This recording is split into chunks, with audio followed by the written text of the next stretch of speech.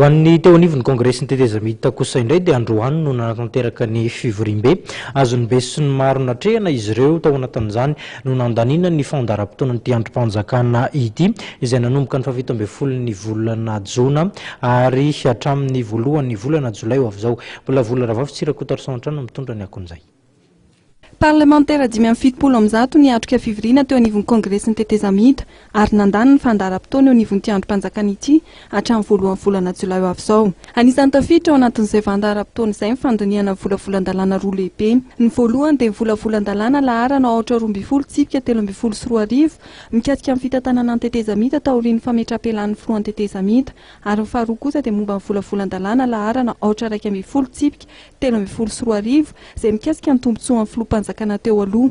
Efa eo am-pelatana mpikambana eo anivon'ny CT amin'izao fotoana izao ireo volavolan-dalàna ireo. Mikasika ny volavolan-dalàna laharana 820 tsipika 13 sy 4 arivo izay mikasika ny tombotsoan'ny filohampanjakana teo aloha dia ny ariva teo no nandalo ny asam-bomera ity volavolan-dalàna ity. Voarakotra ao anatin'izay volavolan-dalàna izay avokoa ireo lalàna sy tombotsoa rehetra azon'ny filoham-pirenena sy ny filohampanjakana teo aloha.